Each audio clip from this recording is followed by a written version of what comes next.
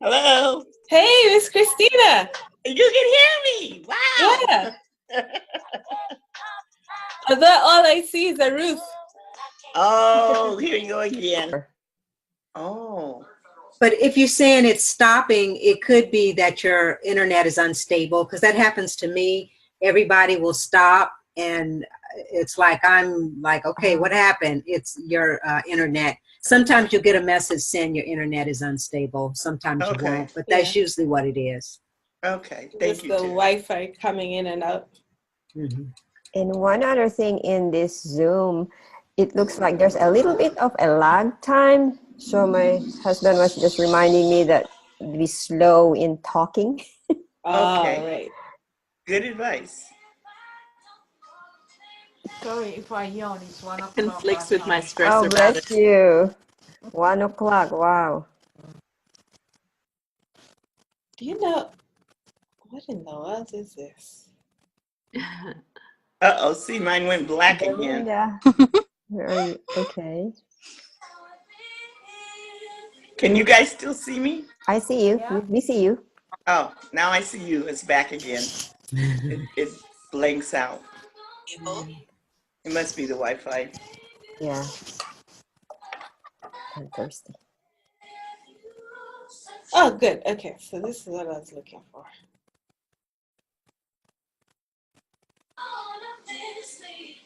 You have a countdown? Pardon? You have a countdown? Yeah. No, don't do that. That'll make me even more nervous.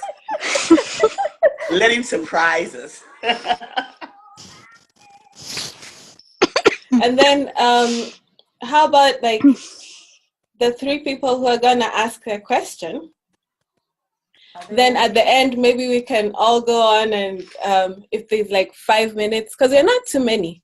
Whoever hasn't had a chance to talk, if they want to say something short to Derek, can have a minute to do that. You should have them lined up so they know to go. My question is relatively short. Oh, okay. I can call you? Yeah, I won't have a question. I'll have a statement to say thank you. Okay. Yeah, like he answered my question yesterday in the live call. It's about vision. I mean, not personally. If there's time, I'd like to ask it. I mean, will he be, I don't know, you know how sometimes on the calls he can read people? I mean, will there be time for that? Because, I mean, I'd like to ask if there's time. That's a good question. I'm hoping that probably, okay, like to be honest, I asked for 20 minutes. Yeah. Because that was what was available. And it's also like, this is after his hours that he usually, you know what I mean? Yeah. So I'm just hoping that he'll say he can stay. Thank you. Yeah. Yeah. I'm just hoping that he'll say that he can stay. You know, just. Fingers crossed. Yeah. And it's a small group. Maybe he'll indulge us a little bit. Right. But he seems very affable. And he always has this long coaching, 3 hours. Yeah. I don't know how he does it. That's Have you seen some of the stuff he's done on YouTube? He's got a whole bank of stuff on YouTube. And radio interviews and stuff where he talks about emergence and it's amazing how project. It's amazing how he's in the spine. Really, he's got to be really busy. Yeah, he's super busy. And I think it's like he had said that if someone had a book club that he'd come in. So I'm kind of, you know, this is like extra. You know what I mean? Yeah, I do. Yeah. Oh, shoot. You've gone, Christina. Yeah. We can hear you. I can see you again now. So even when it goes blank, we can still hear you. Okay. If my computer might crash on me again. No. Don't speak that. Exactly. Okay, I take it back. But if it take it back. You're here. You're present. I'll go to the Facebook and get the phone number and call in. Yes. Hey, Miss, you know how you're recording this part as well? Are you going to? Yeah, it's recording at the moment. Are you going to stop and then restart, or? Yeah, I probably hit that by mistake because I wanted to wait until he. Praise the Lord and hit record. Absolutely. So awesome. So how many people are in here right now? The 4 of you or the 3 of you? There's like 8 of us here right now. Cool. Yes. And you all go ahead, Mercy. Go ahead, talk. Well, there's about 100 of us in the group so far. Nice. And like different time zones and everything. Wow, look at you. Look at you. So we just wanted to say thank you for writing this book. Everyone who's in here is just part of your circle and part of your vibration. And before we get started, does everyone want to take a minute just to say hello? Yes. And if you can also send stuff for those. If there's anybody else there that's not on video, they can put stuff in the chat box too. Right. Or let me just do a real quick intro because it seems like everyone's acting shy. We have Victoria, we have Helen, we have Belinda all the way from Sunny Coast in the Gold Coast. We have Miss Christina, we have Miss Terry, we have Ksenia on the phone. And you guys, it is my pleasure, my privilege to introduce Derek. Yay! Hello, Derek. Hi, everybody. And I know we only asked you for 20 minutes, so we couldn't do this with anyone else, but would you please lead us with a quantum prayer, and then we shall get started. You just took it out of I was absolutely feeling pulled to do that. So yeah, let's just take a moment and blast through to another level here. As we just close our eyes, if you can, and just drop down into this field of grace. As we just throw ourselves, our heart, our souls, our entire being wide open to this divine impulse, this evolutionary impulse, this life force that only has one agenda, and that is to put itself on ever greater display, to make each and every one of us one of the wonders of the world, so that when the world sees us, they see the face of God, the face of love, an instrument of truth and beauty and peace and abundance in every area. We're just opening ourselves to this now. We're opening to our deepest heart's desire, our greatest, grandest vision, and knowing that in this space, in this place, in this moment, all of life is rushing to this place called us. All of life is rushing to this place called us and saying, yes, we've got one. We found one.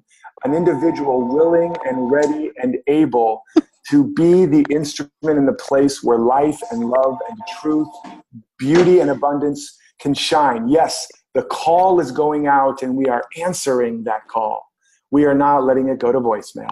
We are saying, I'm ready, I'm willing, I'm able. Use me, life, use me, God, send me. Make me an instrument of this truth, of this peace, of this healing power, of this inexhaustible abundance. For I have come that you may have life and have it more abundantly, not less, not meeting and trying to make ends meet, not having to compromise ourself or our truth to be loved or supported or accepted. Oh no. Life is saying, do not hide your light under a bushel anymore. Life is saying, follow me, which means to follow the truth within us. That voice that is speaking softly but firmly and now even more clearly. That we have a mission and a meaning, a right and a reason to be here. And we are supported by the greatest silent partner there is, life itself, God, love, truth, and everything we need, everything, to be all that we were created to be. We brought it with us. And so we no longer look to our challenges and problems and tell them about our little God. We tell our little problems about our big God. We no longer worry about what we're facing. We tell the conditions to worry about what they're facing. They're facing us. They're facing God. They're facing love and the truth and the power of this infinite, abundant energy that is now ready and willing to shine through us like never before. And it's happening now. Right now. Now. Now. Now. Old patterns and limited beliefs are dissolving and disintegrating. A miracle is happening. And whatever we need to hear or say, feel or see, release or embrace, to be the individual we are meant to be, to live the life we deeply desire and absolutely deserve, it's happening right now. And I just give such great thanks for this awareness. We are living in heaven, in wholeness, in abundance, and it is now being activated and expressed as us like never before. Thank you, life. Thank you, divine spirit. Thank you. Thank you. Thank you. And so it is. Amen. So just breathe that activation in, and in that stirring of your heart or soul, ask, what do I most need to talk about, or question do I need to ask, or issue do I need to explore to allow my life to take a quantum leap to the next level? And just allow for that to bubble up in your awareness. Maybe it's what you already thought, or maybe something new is emerging, a memory, a flash, a flickering. Something is trying to emerge right now. Just allow yourself to hear it, to see it, to sense it. Just take a deep breath again and allow yourself to settle down more fully into your heart, into your body, into this moment.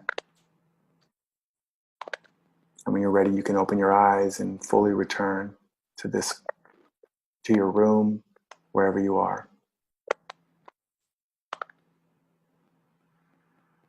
And see the big, bright, smiling face here. Awesome. So, what are we doing? How can I support you guys? How can I help you take your life and your abundance to the next level? Well, what we were thinking of doing, we had 3 questions lined up, which is sort of like the group to the greatest. Why can't I talk? See, I've been there. You're starstruck. Okay. All right. That would be most beneficial to the greatest good. And the first one was submitted by Kitty, who's was supposed to be here, but perhaps she's still on the way. And she had a very important question for you, Derek, which was, how did you meet your present love? Yes. Well, actually, there's a story to that. I mean, some of you know my journey. Some of you don't. Maybe you've heard me talk about it. I was married for over 20 years. And you know, it was amazing and wonderful. And I kept doing the work to deal with all the issues that I was experiencing and taking total ownership of my experiences, whatever pain I was feeling, whatever way I didn't feel seen, recognized, whatever. And whatever button was being pushed, realizing that whatever argument I was in with my former wife, I was really in an argument with a part of myself. I was really trying to convince a part of myself that I was good enough, that I was enough, that I was a good man, good father, good husband, whatever. And I began to do that work very deeply and very diligently. And rather than the relationship getting better, it actually got more and more difficult and intense. My love grew, and I became ultimately mostly free from any of the triggers, any of it, but wasn't experiencing the reward, the answered prayer. And there's a line called the blessing of unanswered prayer. You know, it's that thing you keep working on, and you don't see the result. Except I was seeing the result in terms of my internal change. Even though the relationship wasn't getting better, my response to it was. So I had more forgiveness, more patience, more love. I felt stronger and stronger about myself. I was falling in love with myself. But I wasn't seeing the results, and so I would doubt it, but I would still do the work no matter what. And I've talked, you know, some of you heard me share the analogy of the Chinese bamboo tree, where you plant the seed and you water it, you weed it, you feed it, you do the work day in and day out, year after year. And nothing grows year 1, nothing grows year 2, nothing grows year 3. And if by then you don't go and try to kill the person that sold you those damn Chinese bamboo seeds, and you don't give up, you just keep doing the work. And in year 5, within a matter of a couple weeks, it grows 8 or 9 stories tall. And what is revealed is that it was working the whole time. It was just that it was building a root system underground beneath perception so that it could hold this massive, magnificent being called this Chinese bamboo. So I've been telling that story for a long time and didn't realize I was living it. And eventually it became very clear that the contract with my former wife in that form was up. I was doing all the work and I was free for the most part, but there was no rapport left in the relationship. And I realized that was the signal that the contract was done. And I thought I was done and I got out of it. But then I found myself in a very deep, dark night of the soul as I had to face the possibility of losing everything I'd built: home, family, credibility, everything. And once again, I had to dig deep and find a deeper trust in life, find a love affair with myself and with life that was in and of itself sufficient. And then lo and behold, out of that, I was at a silent retreat, and that's where I met my partner now, in silence. We looked up in line and saw each other, and it was like all I could see was light. I couldn't even see the person. And then I had to focus in on who was that?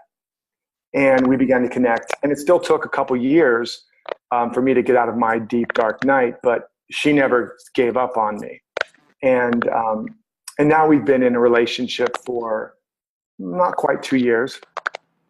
And it's all reward. All the work I was doing, all the visions I was holding, all the truths that I was knowing, the way that I fell in love with myself and began to respect and value myself, that's the way that I'm being treated now. And vice versa. And it's a love like I never even knew was possible. A level of supporting, loving, worshiping, serving, and being a stand for each other beyond what I ever knew was possible. And there's still work to do. There's still a container to hold. But there's 2 kinds of relationships. There's one where you grow through challenge after challenge after challenge. And then there's ones where you grow through reward. There's still challenge, but it's mostly reward. And that's ultimately our destiny. When it says in the Bible, from glory to greater glory, world without end, that's how we're meant to grow. But a lot of us are growing from challenge to ever greater challenge. But that's how I met her. And immediately we made a deep commitment of this is what this relationship is about. This is what we're a stand for. And we will never let anything get brushed under the rug. We will never move past a moment where the truth hasn't been spoken, understood, and processed. And I learned from many, many, many years of being in a relationship where I thought I could just slide things under the rug, or she did, or I didn't feel safe to share my truth or to ask for what I really needed, or she didn't. And eventually there was so much under the rug, unprocessed, unspoken, that when conflicts would arise, we would never really know what they were about, because they were rarely about the thing that was showing up in the moment. They were about all those moments that we didn't have the courage or the strength or the clarity to deal with in the moment. It's like there's a saying, kill the monster when it's still a baby. And otherwise it grows up into a big, bad, scary monster that is very, very difficult to deal with. And that's one of the greatest lessons I got out of relationships. And that's one of the greatest gifts my former wife gave me. And it's made me vigilant, not just in my intimate partnership, but in every relationship. Speak the truth, tell the truth, ask for what you need, be willing to do the right thing and say the right thing no matter the cost, and then stay in the conversation until you get through it. And if you're willing to do that, and then of course do the work on yourself, if you're willing to do that, one of 2 things will happen. That relationship, whether it's with a friend, a partner, a sibling, a spouse, a boss, a client, it will either evolve to meet you, or it will shift and change and you will be moved into a relationship or an environment that can. So that's that's been my journey with this new relationship. It's amazing. I want it for all of you if you don't already have it. The joy, the bliss, the ecstasy, the transcendent connection. It's profound. It's profound. Wow. That's amazing. We were hoping that we could find out something that we haven't heard before, like on any of your other calls. I've never heard that story. I love it. Oh, good, good. Going through challenge instead of glory to glory. But you know what? You mentioned something that has been a kind of recurring theme in the group. Mm-hmm. Like at this point, we all have the intellectual basis, you know, like we've all read the book, so we all understand the principle. Mm-hmm. But it's that part where you're waiting for the bamboo shoot to grow. Yes. That's hard, you know? Yes. Well, how do you keep the faith in that? Well, that is the definition of faith. Faith is the substance of the things you can't see, the evidence of that which has yet to appear. And what's really happening when you don't get the thing you want or need, or the condition doesn't change, what you're being called to and initiated into is developing a realization or a connection with that is real. And what is real is not visible. This is what Jesus was trying to say when he said, they're like, when's heaven going to come? And what's it going to look like? And he's like, it's not going to come through observation. It's not going to be lo here or lo there. Behold, the kingdom of heaven is at hand now, and it's within you. But having eyes, you cannot see it. Having ears, you cannot hear it. You must be discerned spiritually. So he kept saying, do not judge by appearances. The letter killeth, the spirit bringeth life. He was trying to teach, and he kept saying, my kingdom is not of this world. All the great masters taught this, Buddha, Jesus, Lao Tzu, Kuan Yin, etc. But he's saying basically, there's a reality here, the real reality, what could be called nirvana, the kingdom of heaven, or the kingdom of God, or whatever. There's a reality here that is what's actually real and eternal and indestructible and uncorruptible, but you can't see it because you've been conditioned to judge by appearances. And then you've been conditioned from that to learn how to manage, control, and manipulate appearances. And so you are stuck forever and ever in a loop of being in a dream, trying to change the dream around, when what you really need to do is wake up. Or being in a movie theater watching a movie, you don't like the plot, so you go up to the screen and try to change the screen around. But what you really need to do is step out of the theater into reality. So when you are struggling to get something to manifest or to happen, and it's not happening, one of the reasons is because you're trying to manipulate appearances. And that will never work in any sustainable way. That's just moving deck chairs around on the Titanic. And the other reason is because you're actually being initiated into reality. And you, in that dark period of my life, the dark night of the soul, which I also call the dark night of the soil, where the roots are digging down into the darkness, you're blinded so that you can begin to dig and see that which is invisible, hear that which is inaudible, and ultimately touch and taste that which is intangible. That's what's real. You know, when the scientific model says, if you can't see it or measure it, it's not real, it's actually the opposite. If you can see it and measure it, it's not real. It's just a relative expression. What you can't see and measure is the real. And we haven't developed the soul senses to do that. But when you're in the dark night, you develop it if you do the work. Or there's a certain indigenous tribe that practices all of their they practice their greatest nightly trainings during a time of the year where it's so dark, you can't even see your hand in front of your face. And it's dangerous. But by being in that pure, thick darkness, it activates the pineal gland and their ability to see the luminosity coming off of everything. So they literally develop the ability to see in the dark.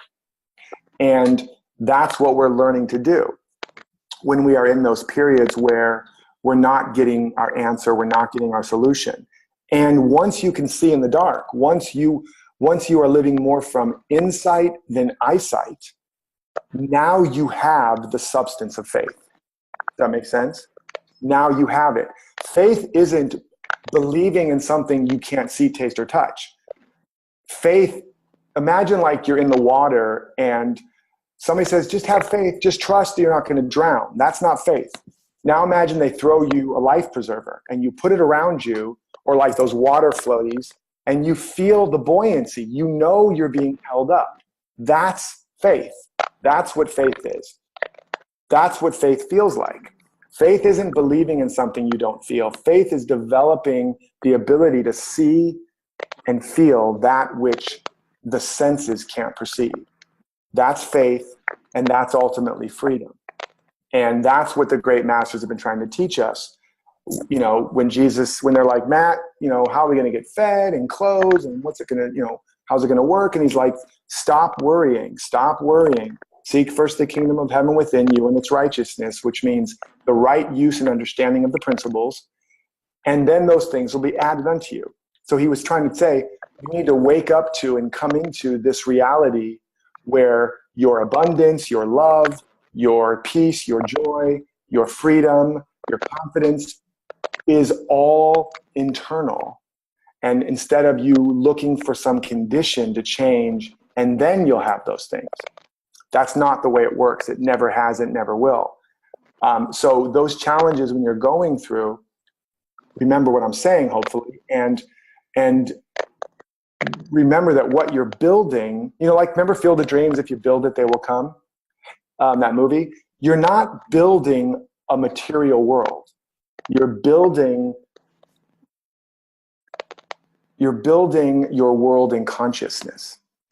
You're finding and activating all those things I just said, the confidence, the joy, the vision, the sense of power, all of these wonderful qualities. You're building that in consciousness. And you're not building it in consciousness, and this is an important distinction. You're not building it in consciousness so that it will show up in the world, because then you're still stuck in the world. You're building it in consciousness because that's where you actually live. With all the 7 billion people on the planet, the only thing anybody's ever going after is a state of consciousness, a state of being. It's like the Zen story where the guy comes to the Zen farmer and he says, can I have a job? And the farmer's like, I'll give you a job, but I won't pay you. What do you really need? Okay, can I have the money? Okay, I'll give you money, but you can't spend it. What do you really need? It's like, well, I need food, so I want the money. Okay, I'll give you food, but you can't eat it. What do you really need? And he keeps going until the guy gets down to, I just want to know that I'm okay. I just want to have a sense of peace and well-being. And the Zen farmer goes, yes, that's what you need. Unfortunately, I can't give that to you because you've already got it.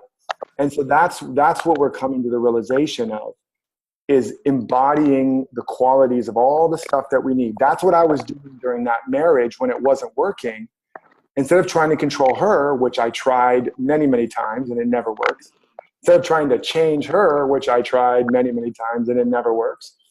I just kept transforming my own consciousness so that I had everything that I was trying to get from her.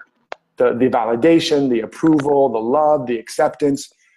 I had to have it for myself. That's the only place I ever really needed it. And as I did, that structure, that form fell apart because it couldn't hold that new level of consciousness. It wasn't meant to. It was meant to build that state of consciousness. Like the sand that gets into the oyster, it causes so much irritation, the oyster puts out this liquid to soothe itself, and it forms a pearl. And then the sand is gone because it served its purpose. And that's why in the Bible they call it the pearl of great price. What will a man do for that? He'll sell his whole field for that. So we're building these pearls of truth and embodiment. And maybe it's a job situation. Maybe you don't have enough money right now. And it's okay to be a good steward of your resources and get a job and build your business and all that. It's wonderful. But what you really need to build is the consciousness of wealth and abundance, the consciousness of safety and security, the consciousness of trust, and knowing that you are in a friendly universe that has your back, that it is your Father's good pleasure to give you the kingdom. All that the Father has is yours, or whatever religion you believe in. There's a statement in there that means the same thing because it's truth. That's why you don't have the money right now. That's why, like the story I think I tell in the book, where I went broke. And I was pissed off at God. I was like, how I'm a good spiritual boy. I'm doing all the work and I'm broke again. What gives? And what was revealed to me was that I had made my bank account my God, and thou shalt have no other gods before me. I had made it an idol, and I had made it my source. And it was failing me because the universe is set up to fail you when you make anything or anyone outside of you your source of anything: safety, security, support, supply. It was failing me, so I would go within and dig deeper and find the real gold instead of the fool's gold. And when I caught that, I had a peace, first time peace that passeth understanding, and I began the journey of living from insight, not eyesight. And eventually that revelation is what led to the Awaken Wealth work and the book, The Abundance Project. So that's how we do it. And by the way, it's really important that you're doing the work now, and you're doing it and building that consciousness before it's an emergency, right? There's an urgency of emergence happening in you guys right now. You want to answer that so that the urgency of emergence doesn't become an emergency. And you don't want to just have what's called foxhole consciousness, where once you're in the foxhole and the bullets are whizzing over you, you get right with the Lord.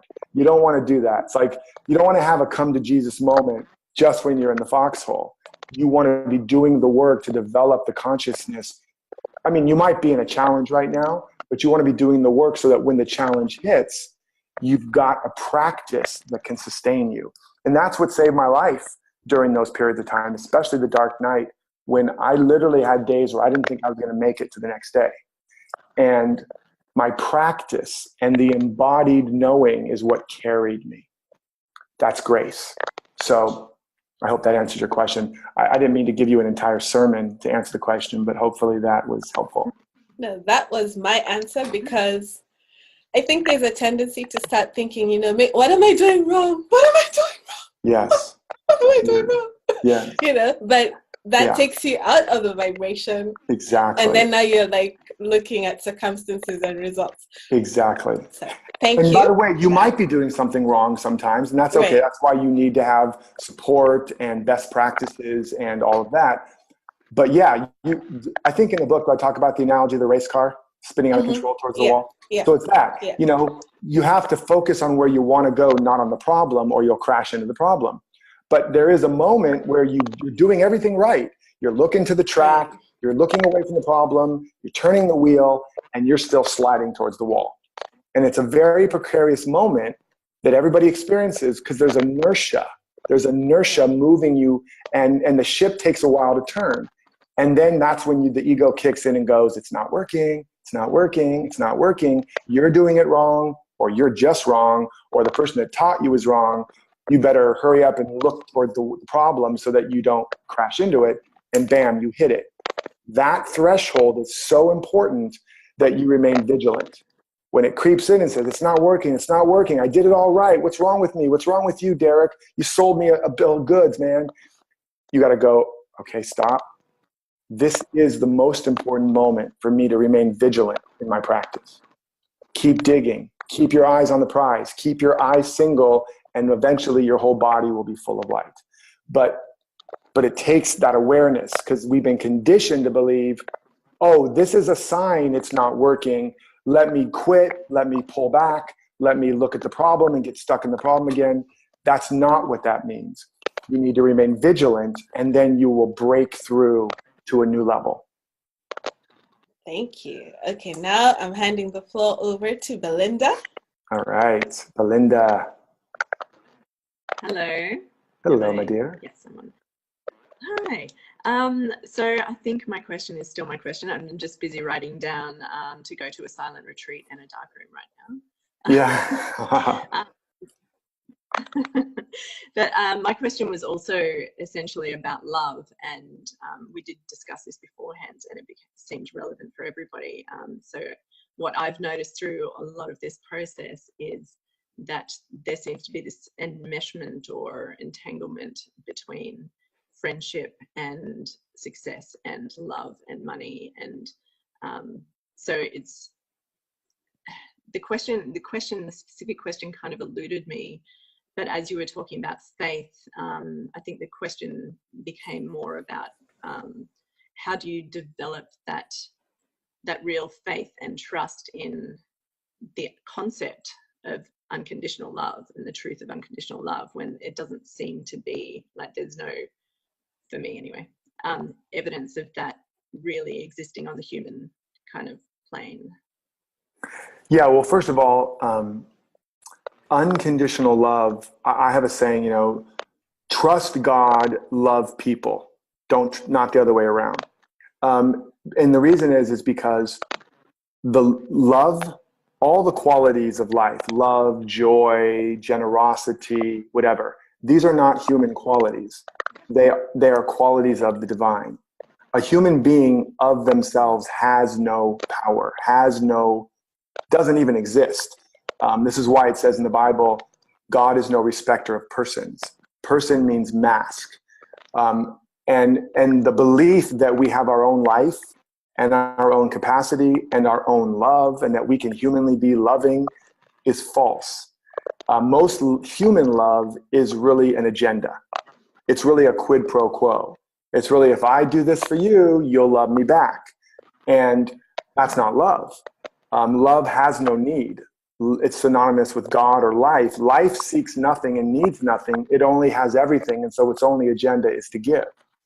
And so this is what, again, Jesus is trying to teach with the idea of if you are like a branch cut off from the tree that withers and dies, he says, good master, and he says, why do you call me good? There is no good but God. When the prodigal son, the guy gets his inheritance and I'm good, dad, see ya, leaves the house and spends everything and ends up with prostitutes and pigs and then has to go, Dad, can I come home? All of these are symbolic of trying to tell us, or when Jesus says, if you try to save your life, you'll lose it. But if you're willing to lose your life for my sake, you'll have life eternal. He's not talking about for the sake of Jesus, the man. He's talking about for the I am, the Christ, the Buddha, the truth of you. So there is no such thing as unconditional love in this world. There is no such thing as safety in this world. There is no substantial anything in this world. This world is a 3D movie. And it's a wonderful thing. It's a wonderful, awesome, high production value movie, virtual reality that we get to move around in, experience our thoughts and just play. But there's nothing here for you. This is here except for feedback and an opportunity to express. It's a canvas to paint your masterpiece. It's a stage to put on your divine production. It's wonderful. But unconditional love and truth and peace and beauty and all that comes from only one place, the one and only life within you. And you can't humanly do it, but you can practice in a certain way so that you become a channel of it, okay? But if you're looking to somebody else to feel unconditional love, doesn't mean you can't experience it in somebody else, but it's not coming from them, it's coming through them. It's coming from the only place it can ever come from, and that's God or the truth or the I am within you. Does that make sense? And so the greatest way to experience more and more and more and more of the love is to be a bigger and bigger channel for the love. Remember, whatever's missing is what you're not giving. Whatever you need is what you bring. Whatever you're waiting for is what you're waiting with and weighing down. And so as we begin to act like love is all there is, as we begin to love ourselves deeply and completely, and as we begin to let go of all of the ideas that we're doing it or that we're responsible for it, we purify ourselves until more and more of life that is always going on can now go on through us. Because love is already here, infinitely and inexhaustibly, like water to a fish. And the more we are out of the way of it, the more it will flow naturally through us. But, and this is important because what I'm saying is going to sound contradictory, we still have to work at it. We still have to practice it. We still have to plan our life and live our life as if we're doing all the work, but then, or plan our life as if we're doing all the work, but then live it as if God is. So it's this one of those spiritual conundrums.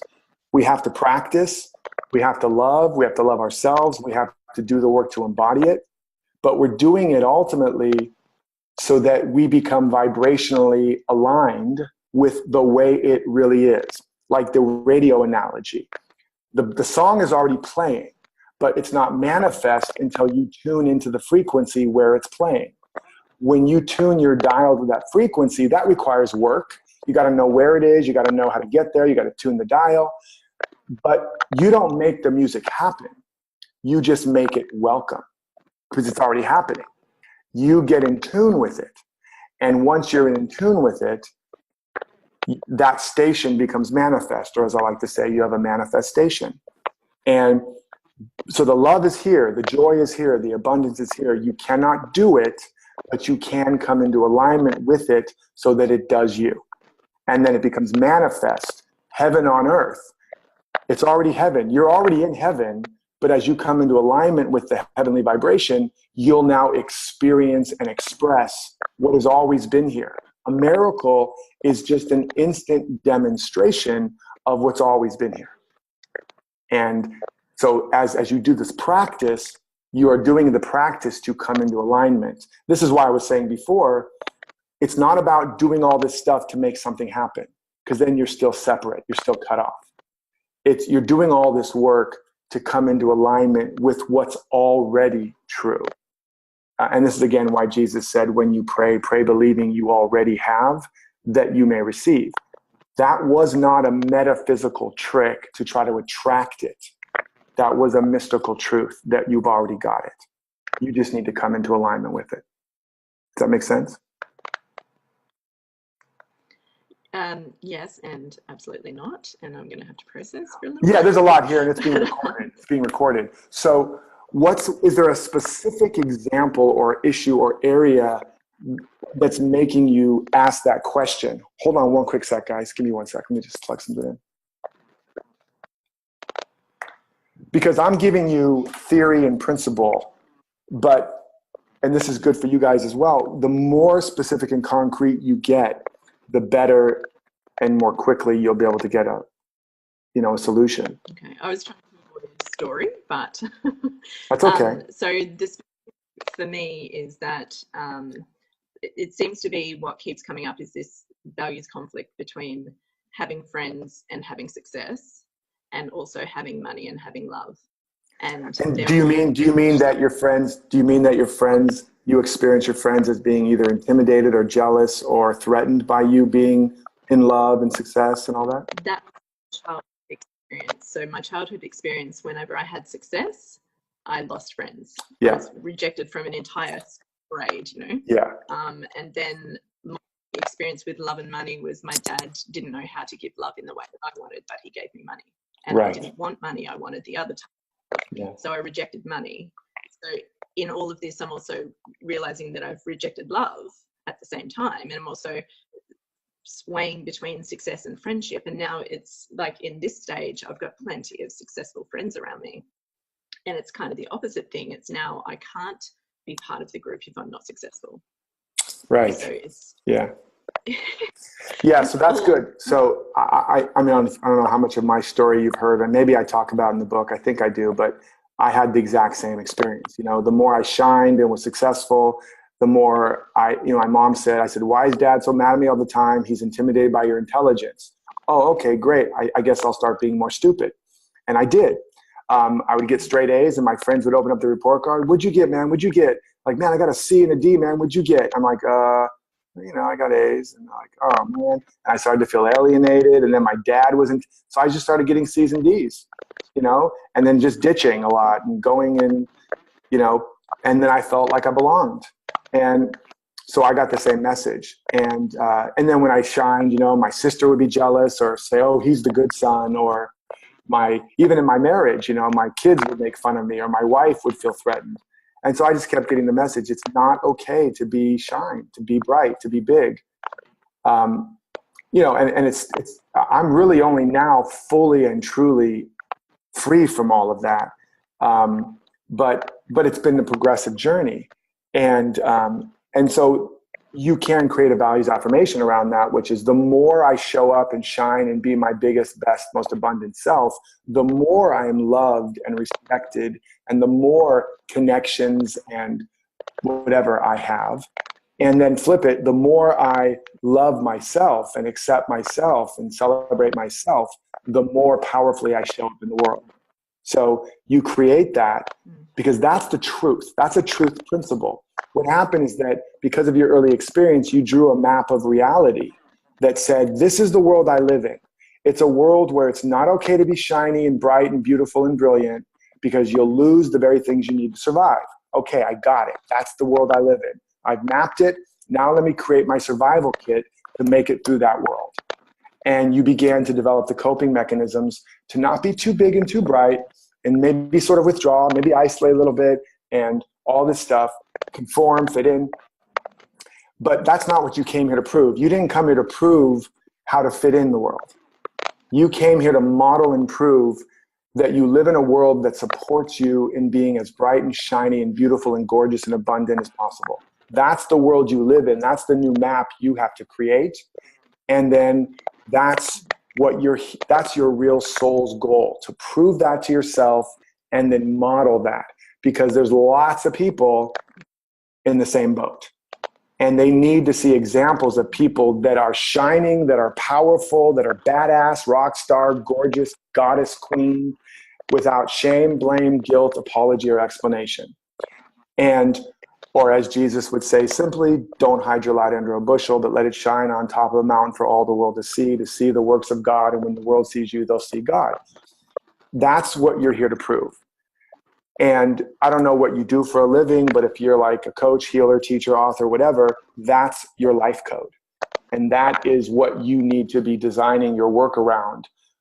And whatever it is, if you're just showing up as an auto mechanic with that, you're going to be doing your work. But if you want to be literally modeling and messaging that, that's your message. Make sense?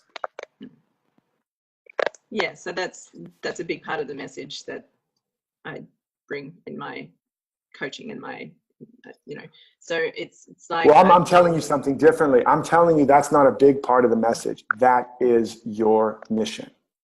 So I don't know what you're teaching or coaching right now. I'm telling you what I know and see right now.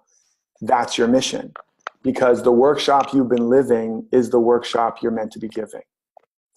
Get it? And so don't go out there trying to teach. Now, that doesn't mean maybe you're teaching relationship coaching or whatever, but I don't know what it is. What is your coaching? What is your shtick? What is your thing? Haven't got the coaching shtick down just yet, but it's essentially around being all of who you are as a woman. Okay. And so the way that it's come through the most is in a product that is around women reconnecting with their bodies, the self-pleasure and that sort of thing. And then an event where I bring in around sacred sexuality to share their message, but all around self-love and self-expression. And great. No, that's good. And now what I'm telling you is the real mission, but now you can package it around, how to turn yourself on so fully that you light up the world. And because women got the message, look outside of you to the patriarchy to discover who you should be, and now fit into that, and that's how you'll be happy and loved. But that's the real message, and the new message is look to yourself, to what lights you up, and be that. Because what the world is looking for and calling for are people that are lit up. And we're in the time of the rise of the feminine power. That's feminine power. The old model is look to the patriarchy and fit in. And that's one of the reasons why breast cancer is epidemic. But because we're cutting ourselves off and becoming men. Not me, but women. I don't know, maybe I'm too. Maybe I'm a woman in a man's body, I didn't know it. But you're actually, the real message is that's not feminine power. That's feminine disempowerment. I know you know what I'm saying. But it's like a woman's power is her juiciness. A woman being totally turned on and lit up in her juiciness, unstoppable. The men will just bow and worship you. And also when a woman is in her juiciness, that, to give the metaphor, that inspires the man to stand up very tall and erect. And then when the man is in his power, because the woman in her power doesn't attack or shame or blame or try to reduce the man. Only a woman not in her power will try to castrate the man because she's trying to destroy the masculine part of herself. But when she's in her power, she'll open up herself, and that will inspire the man to be like, whoosh, and then she can be like, all right, baby, slap him on the butt and say, go out there and kick some butt. I got you. And now he'll create the space where he will die on his sword to protect the space for the woman to be able to open her wings and fly. And that's the new dynamic. That's the new model. And so by you teaching that, honoring yourself, being in all of your gorgeous, beautiful, abundant, juicy, powerful, feminine goddess energy, that you're right in line with the zeitgeist of what's unfolding in our world.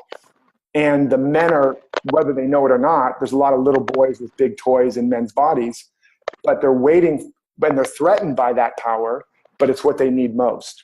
And vice versa, the women are waiting for men to grow up and be men, strong, not macho men, but strong men that can hold the wild, unleashed feminine and not try to temper the feminine and put her in a kitchen or just giving birth or squeeze her into a safe, controlled box where they don't have to worry that she's going to get out and cause havoc.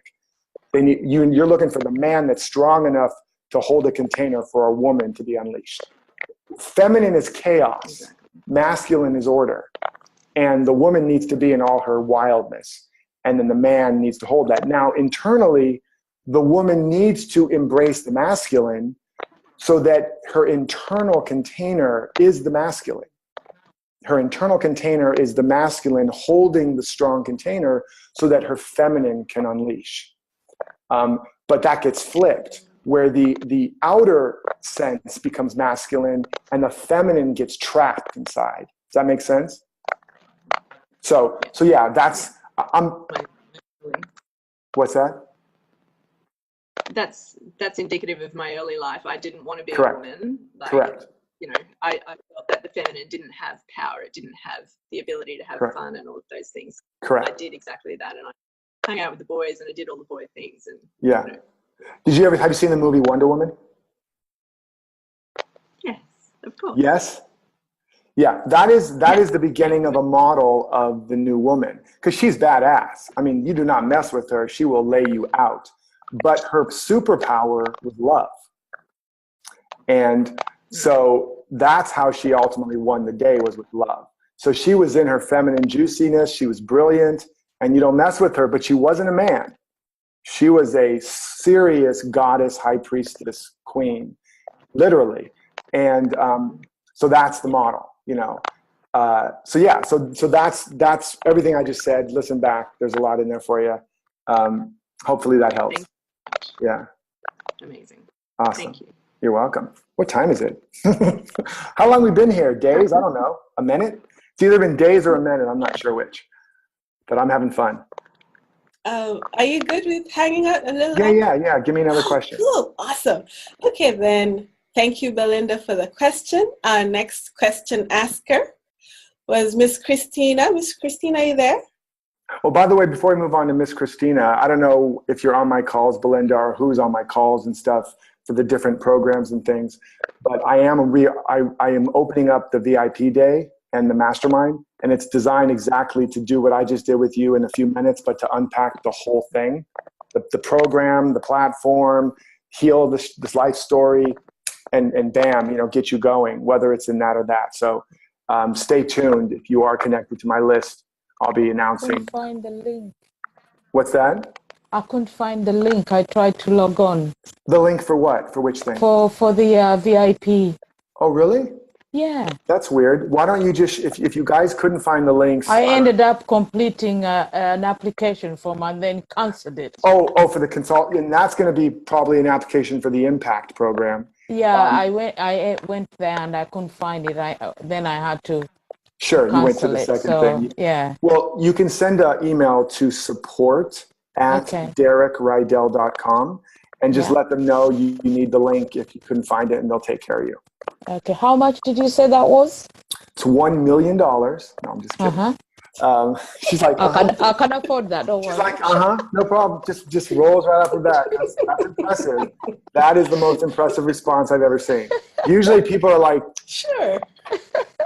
What? So normally the VIP day is 21,000, and for the group that's in my program, it's 98.97. And then the impact program is a little more, but you get a longer period of time, but you don't get that level of private. What happens in the VIP day is accelerated. It's quantum leap. It's mystical. It's like the equivalent of several months of coaching in one day. It's like boom, boom, boom, boom. Happens every time. So it's for people that want to get momentum fast. For people that don't want to wait a year to build up to it. They want to get the clarity, the confidence, the of who they are, why they're here, what it all means, what's been going on, and hit the ground running. And then some people then get into the impact program because now they have all that, and now they can just go bam and accelerate, build their platform, launch their work in the world or whatever. The VIP day can also be used to focus in on any area of your life.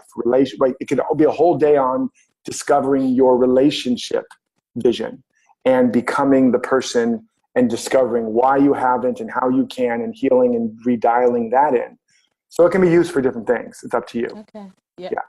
But just email support@derekreidel.com if you didn't find the right link or you still have questions, and we'll figure it out. Okay. You still have spaces there? That's a good question. I would email right away just to be sure. And if we don't, they'll let you know. But I do think there's still some spaces. I think there's still. Hold one for I me, think will there's you? two or three spaces. I think there's 2 or 3 spaces. Oh, come on, hold one for me. Just shoot an email in. It's not going to get taken while we're talking. Okay. And then I will be announcing it again next week, and then opening up to the other larger programs. So they will definitely be gone probably within a couple weeks or a week. So just shoot an email. You don't have to do it right now while we're talking. You can do it after. Well, anyways, you know what time I'm going to bed? It's 2:00 my time. Oh, okay. Well, it's up to you. You can do whatever you want. Where are you located right now, by the way? I'm in London. Oh, awesome. Love London. I might be going to London and do a talk. Anyways, I digress. I didn't want to make a sales pitch. I just wanted to mention it because it was happening organically with Belinda. I was suddenly seeing her life code, and the whole thing was unfolding, and it just got me down that particular rabbit hole. What was the next question? Christina? Christina, you there? Hello, Christina? She had said her connection was acting up. Do you know what her question was? Hold on. Let me see if I can imagine her question. Belinda. I'm seeing unicorns and rainbows. No, she had a question that was, we might have covered it in the first one. It feels like it's relationship based. Is it relationship based? Right, and she's asking how to hold the space in the meantime. Yeah. How could you tell it was relationship based? I was just opening up, and I could see relationships. So, yeah. Yeah, she's Belinda, am I saying that right? Yeah, she had said that it was something to do with in the meantime, Yeah. Of between. I don't know how much she wants me to say, but she said it in the group, so I don't think she'd mind. Right. Don't worry. I'll only broadcast this on my public Facebook forum, so she doesn't have to worry. Yeah, we are among friends. Nobody but me and all the hundreds of thousands of people that I know will know it. No big deal. I doubt she knows. I doubt any of them know her personally. No, but seriously, we did answer that for sure. We definitely dealt with how to become the container, how to dig your roots, how to build the faith, which is the substance of the thing itself. I'm pretty sure I answered it. The only difference might be if there's something specific that I could add any distinctions to. Okay. But in the meantime, is there somebody else that has a question that is present? Helen has a question, and Terry too, if you have time. All right, Helen, what's your question? Wait, did I unmute her? There we go. There she goes. Hi, Helen. Hi. Actually, you answered my question in the process, because I was thinking, how do I decide which route to take, whether to help mentoring women or be in a relationship coaching? And as you were talking, I said, I've been married 36 years in July, and I'm 60 years old, and I have 3 sons, so I'm going to focus on relationship coaching. And You're 60 years old with 3 sons. You are gorgeous. You're beautiful. You're so full of light. Thank you. Yeah. So I'm thinking my husband and I'm. Oops. Is it just me, or did she just freeze? You froze, Helen. You're hearing me? Let's see. Is it freezing for other people? Oh, there you go. There you go. There you go. So you started to say about you and your husband, and then you froze. Yeah. Okay. My husband and I are deciding what area to coach on, because we both are coaches, and he's a licensed professional counselor. And I see now, as you were talking, that I think we're going to go that route and help these church people. But we got the problem in a way, because these church people, not that we don't like them, my husband has a deep love for the word, the scriptures.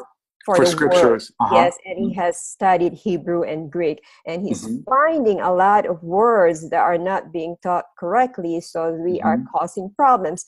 So we did go to a non-denominational church for a while, and we're saying, oh my goodness, look at what, that's exactly, my husband says, that's what it is.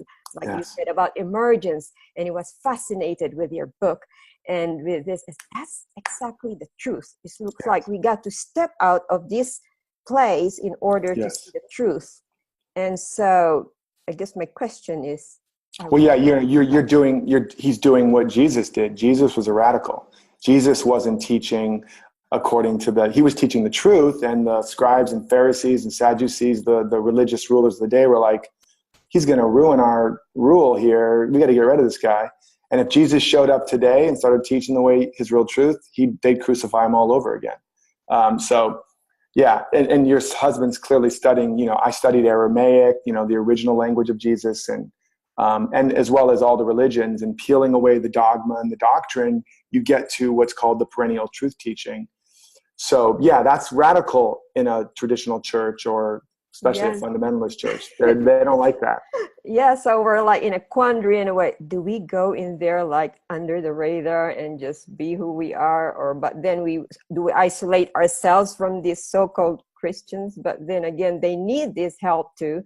So, but he's very logical, and he's very good in presenting ideas. So I think So I think that's where we're going. Only quandary I have is. I'm sensing. Yeah. So what? Hold on one second.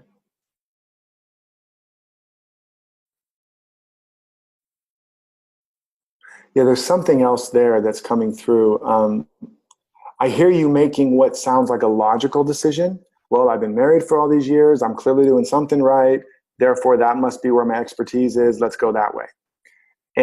But I sense, and that's true, you're clearly doing something right if you guys are happy and in love and you support each other. That doesn't mean that's what you're meant to fundamentally teach. It could be, and sometimes it really is, but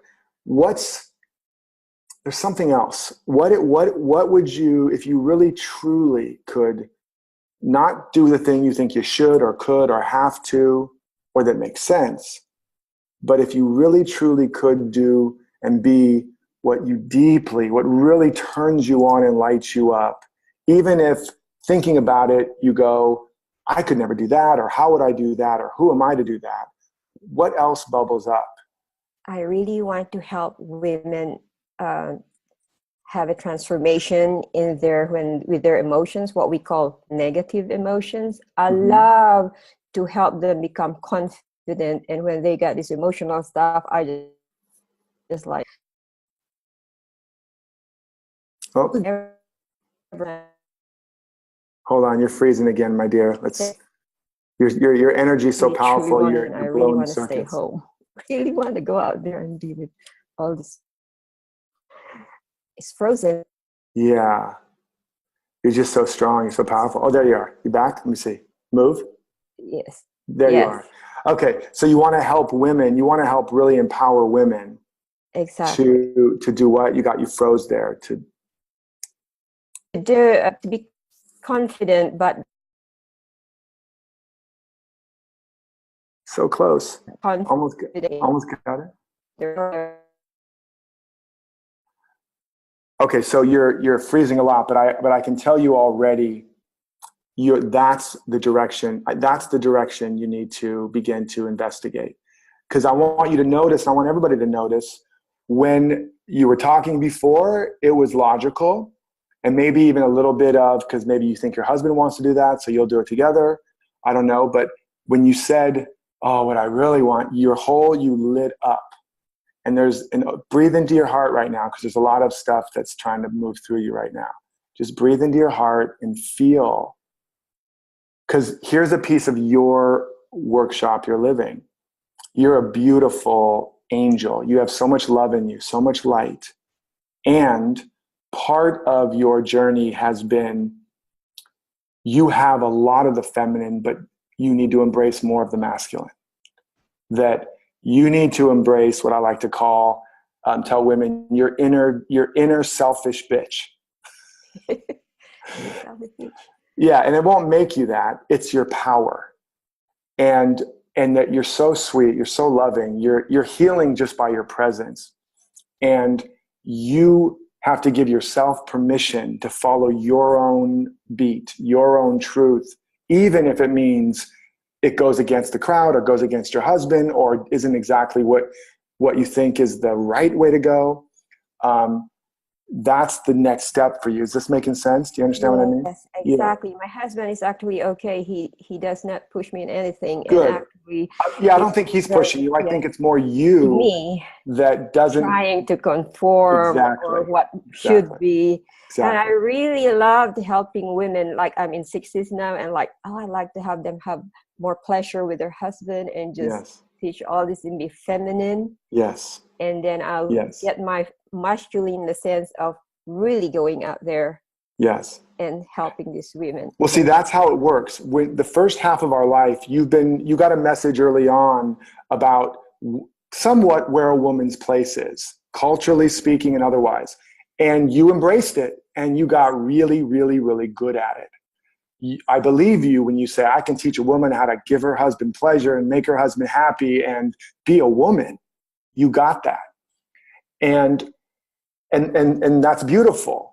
But it also caused you on some level to say no and repress a bigger version of you, a more powerful version of you. And none of it's wrong, but now there's another level trying to emerge. And that next level is, what does that full-bodied feminine, you've got the piece that Belinda wants to help women get back in touch with. Belinda's got the piece that you need to get back in touch with. Do you understand? You guys understand what I'm talking about here? And that you now need to own your power, and that's more masculine part of it, because you've got the feminine, sweet, juicy, loving, generous presence. And when you now are willing to say yes to your yes, you can teach women how to be women, how to bring pleasure, but also how to pleasure themselves by saying yes to their yes, and be strong and powerful and big and take up more space in the world and have their full voice in the world. And that doesn't mean you're going to be on the cover of a magazine or anything necessarily. It just means, and you won't lose your sweet, angelic, feminine, lovely presence. That's not going anywhere. But now you're going to have the structure you need to be able to bring that feminine heart into the world.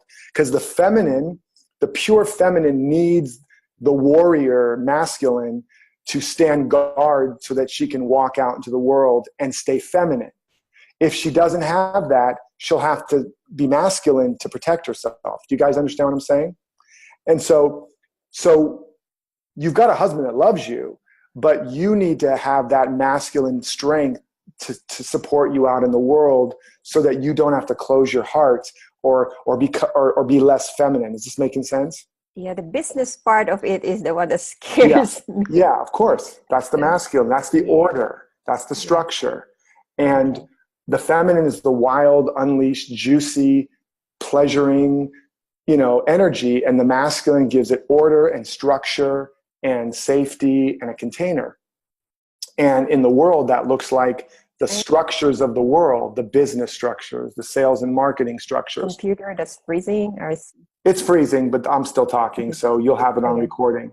Okay, but thank you. So this just makes sense, my dear? Yes. This is the shift. Thank you. Yeah. Okay, thank you. Yeah. Now, by the way, this doesn't mean it can't also expand eventually to include relationship support, right? Because when you're teaching a woman to be in her juiciness and to love her, and ultimately when a healthy man and woman are together, they worship each other. They are a king and a queen that bows before each other and worships each other and is a stand for the full pleasure and the fulfillment of each other's true needs, no matter what. And so you've got a big piece of that. And but that's very much a necessity for good relationship. It's one of the reasons your relationship has lasted this long. So it's not separate from the relationship idea. But part of it was you were hiding in the security of, we're doing it together, teaching relationship, right? Okay? Yes. So you can still do that potentially, but you need to own this piece for you to be in your power and for you to really be able to help the women be in their power. Does that make sense? Yes. Thank you for articulating for me, because I've been feeling that, but I've been behind my husband and waiting for his move. Then I'll go there. Yeah. And you're not just the wind. You're not just the wind beneath his wings. You're the wings that is going to pull him up to higher places. That's exactly what he says all the time. Thank you. He's a smart man. And he's obviously got good karma and consciousness to have you in his life. Thank you, Derek. I appreciate it. You're welcome. Insight. You're welcome. All right, I'll take one more quick question, and then I do have to go because I am actually late for something. But it can wait. But I'm having fun, so. Oh no. Okay. So next, Terry. But you guys can have more of me if you want. If you're in the classes, just raise your hand and ask questions. Or as I said, if you want that deeper dive support, this is obviously a very fertile group, because it's like the minute I see you and connect with you, it's like, boom, the field is opening up and it's like, I can see all this stuff. So you guys are doing some great work because you're very, very fertile, ripe for emergence. So was there another question? Yeah. Hi, Derek, it's Terry. Hi, sweetie. What's your question? My question, I notice how sometimes when you speak with people, as you can kind of see, beyond, I've struggled pretty much all of my life trying to figure out what I'm supposed to be doing. And after listening to your yesterday's call, I realized I'm just not doing the right thing. And a couple of things I do like doing is making jewelry and photography, but I never really tried to get into that full blown because I didn't really feel like I could make a living doing it. So I'm just struggling with what the heck am I supposed to be doing? Yeah. So first of all, there's been some rough stuff in your life. There's some early trauma. There's some stuff that was going on, and that really kind of you've never fully recovered from. Your heart feels, there's a lot of sadness. There's a lot of grief. There's a lot of, and it's also that vulnerability is in there. When that gets embraced, it's also part of your greatest treasure. And there's something, here's one of the things I want you to hear is I experience myself or experience people. Sometimes I become a channel for the way life itself feels about somebody because they can't feel it themselves. And so I'm noticing clairsentiently like what I'm feeling. And there's this energy that just wants to, the minute I saw you and heard your voice, just wanted to just take you in my arms and just hold you. And there's so much emotion that's coming up for me right now. Like I could just start crying. And what I want you to know is you are so profoundly loved. and so supported. I don't know if there's angelic beings or what it is, but you are so held and supported and loved, and life is aching for you to fall in love with yourself so that that love that life has for you can get in, and to forgive yourself and or others, and begin to really honor and value and respect and love yourself like the way I feel about you right now. And I don't even know you humanly, but the love that I feel in my heart right now for you, it's powerful. Like I'm just holding it together right now. And that's not Derek's personality love. That's the way God and life feels towards you. There might even be, is there somebody that was close or a family member that's passed? I don't know if it's a person or if it's an angelic or just the presence itself, but I know my grandmother comes around me a lot. Okay. Let me see. Yeah, there's a very, very, I've only had this happen one or two other times, but where it's this strong, there's a very, very powerful presence of love that is just, and the message is, whatever it looks like, whatever it takes, and I invite you to ask this question: if I really knew how valuable and beautiful and wonderful I am, and I loved myself completely without apology, how would I show up in the world? How would I take care of myself? What would I do or stop doing? To contemplate that every day and start to get into a practice. And you've got these women in this group that are all you guys are talking, right? Now, like, you each have such profound gifts, like to love yourself. Ask that question, be with that question. And I want you to also even know, just as we've been talking, I don't know if any of you can see more light starting to come off of you as your heart's opening and as this is sinking in, to really get into a practice of self-love, because there is so much freaking love trying to get in right now. And whether it's you don't think, you got the message you weren't valuable enough, you weren't worthy of it enough, and you need to start giving yourself a new message. And again, there's something, whether it's a presence or a being or just life itself, the fact that it's coming through so strongly is an indication that it's super close, it's right there, but it's also an indication that there's become such a coping mechanism to not let it in, a lot of protection.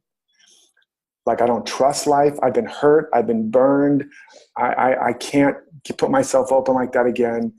And that armor or protection or whatever that is that did serve you at a time is now preventing the love from getting in and the full love of you from coming out.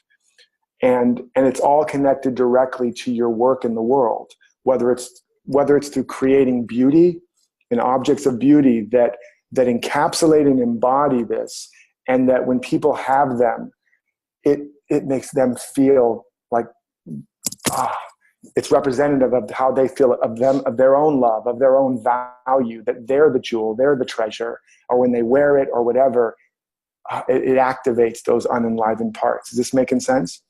Or it could be a combination of the works of beauty you create and the story or the narrative you make for each piece that is about another way, so that you're both a teacher and an artist at the same time, if that makes sense.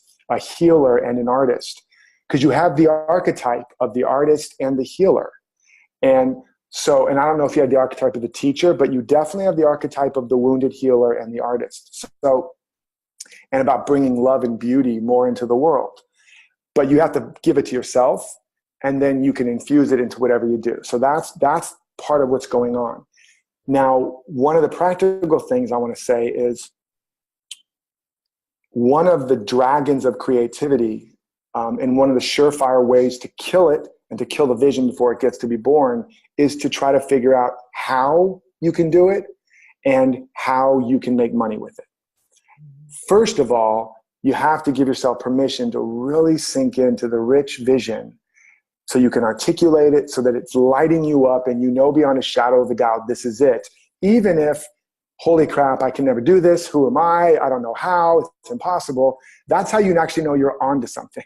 If you think you can do it, it's not it. If you think you can make money, it's probably not it. If you think you're worthy of it, it's probably not it. It's the thing that's like, oh my God, really? Oh God, if I could be that, do that, yes. Kind of like Helen was tapping into in that moment that I moved her to. And it's scary, and it makes you scared or nervous or, oh my God, I can't. That's but you can just sink into it, and then you go, but what if I could? And you imagine it, and you let yourself feel what life could be like if you were living that. That's what you want to give yourself permission to really drop into and sink into. Then once that's there, doesn't mean you know all the details of it. Just means I know I'm here to do X, Y, Z. I know I'm here to be so-and-so of a person. I just know it in my bones, even though it scares the crap out of me and I have no idea how, and I don't even want to begin it because I'm so afraid I'm going to fail. But I feel that. You give yourself permission.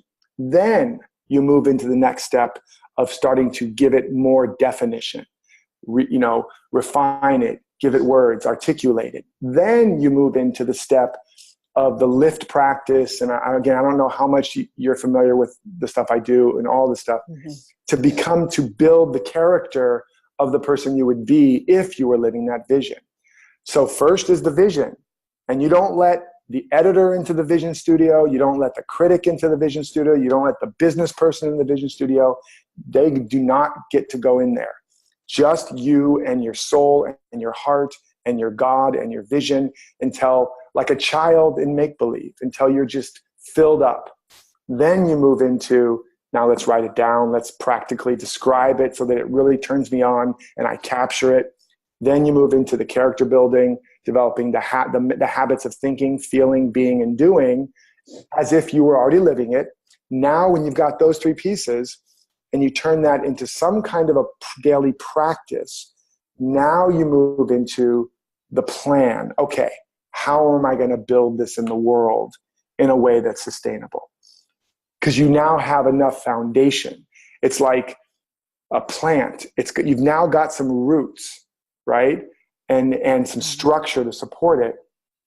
And then you don't want to share that vision with anybody but those that will celebrate it and affirm it and support you. And because otherwise you are casting your pearls before swine. Pigs don't understand the value of a pearl. They'll just step on it or eat it. It's not personal. They just don't get it. And they'll be like, really? Really? That's what you want to do? All right, girl, go for it. Or it's just a look, and it's like it just crushes that little flower. That's the symbolic meaning of taking the baby Jesus and hiding the baby Jesus until Jesus was strong enough to take care of himself.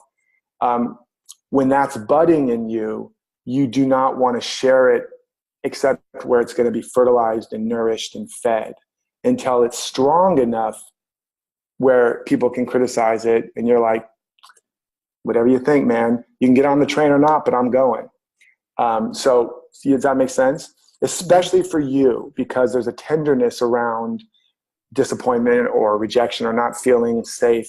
And so you are an easy setup, and your ego will set you up this way because it doesn't want you to change, because it's a program that believes this is who you have to be safe. So it's going to try to set you up so that you get feedback where it makes you go, see, I knew it. Why the hell did I ever listen to that guy, Derek? I knew this wasn't possible. I knew this was a stupid idea. It's going to try to set you up. So you've got to be very mindful and careful, which means full of care. And share it with these amazing goddess women, because they're going to be like, you go, we got you. But maybe you don't share it with certain family or friends, because whether it's malicious or not, like crabs in a bucket, they might try to pull you back down. Or some experience, even if it's just a look and they don't even mean it, you'll interpret it that way. And then you'll be like, close for business. Does that make sense? Yes. So, and whatever your work in the world is, everything I just described as the workshop you're living right now, the protection, the fear of rejection or disappointment or having your heart broken again, and all the ways you protected yourself, and then all the ways now you're going to, that's the story of a lot of people. And so when you're creating your art or your work or whatever it is, and you're creating these different whatever, whether it's a teaching or a work of art, the stories around it can begin to narrate and depict and describe that journey, so that when people buy your work or they, however, they're going to, oh my God, I have to get this piece. It's talking about the need to trust in life again and to open your heart. You get it? And so it's like this piece of jewelry isn't just a piece of jewelry. This stone and this particular thing has been blessed and prayed over or whatever. And the little description is for the heart opening to begin to be, trust in life again. It's like, oh my God, I got to get that piece. And so that's the way your teaching your artist healer gets embodied in your work. Does that make sense? Yes, it does. Thank you. And again, I'm not telling you specifically to do art or jewelry, but that's the thing you brought up. But this is your thing. And you've come here to really demonstrate, no matter what you've been through, no matter how much your heart has been broken, it will not, or disappointment or feeling unsafe, that you're not here to prove how to protect and be safe in an unsafe world. You're here to prove that we live in a friendly universe, that we are loved and supported and held by a presence, by life, and we are completely taken care of, and we are safe to open our heart and to trust in life. That's what you're here to prove. That's what you're here to model to yourself, and then ultimately to the world, whether it's just as an example or, because there's lots of people that have closed their heart, that have put up the walls, that are protecting because they don't feel safe in this world. They need somebody to come along and say, honey, I understand. I get it. And you're not done. It's not over. You can open your heart again. You can know life and love and be loved and all of that again. I'm going to show you how, whether it's through my art or my jewelry or through my life as an example or whatever. Does that make sense? It does. It does. Thank you so much. I really appreciate it. Oh, you're so welcome. You're so beautiful. So beautiful. Thank you. Wow. Derek. You ladies. Wow. You powerful women. You're just blowing my mind and heart today. Oh. This is like a serious core of serious. This has been so amazing. I know you said you have to go, and we just want to say thank you because we asked you for 20 minutes and we've gotten way more than we expected. How long have I even been here? Just 25 minutes. That's right. Just 25 minutes. These are not the drones you're looking for. Just 25 minutes. There's no problem. I just wanted to say something really quick. My friend Ksenia, she's on the call. She's not able to be on video, but we're always joking around, and she said, I didn't realize he was like your Jesus. Not that there's anything wrong with that. If he speaks, you might as well cuddle at his feet.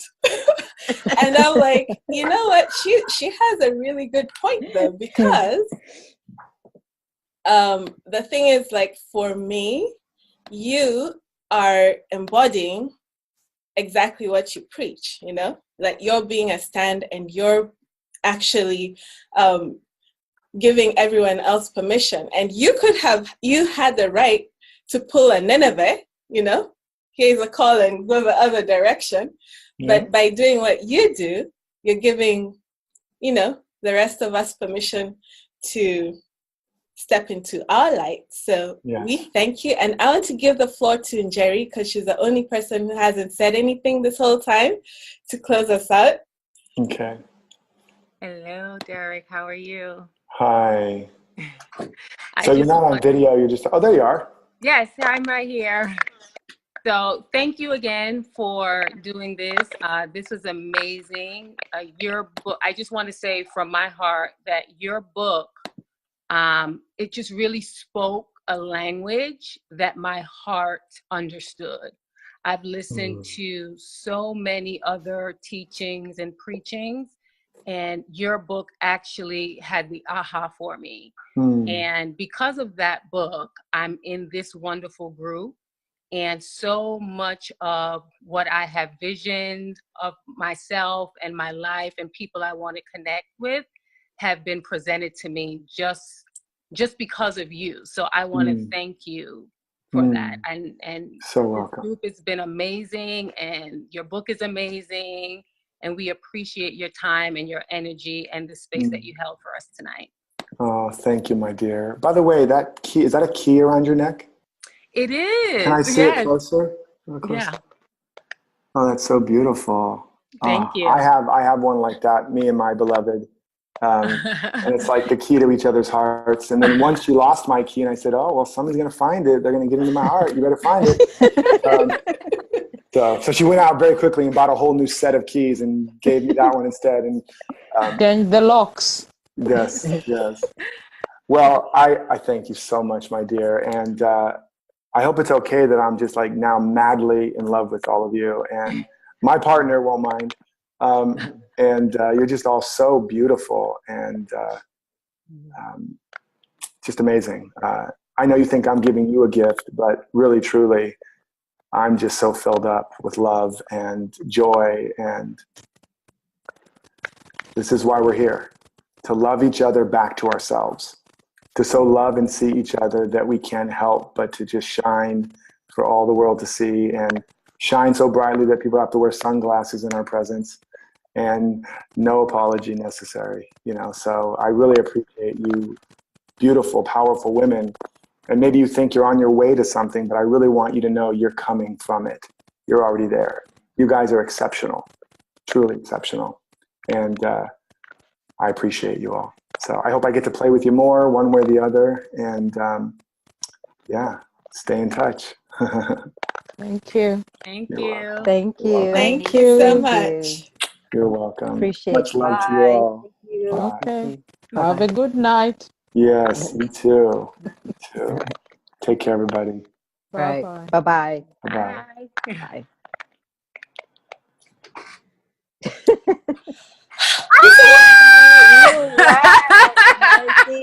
That was amazing. It was. It was great. You're still recording. Yeah, let me say stop recording. Stop recording.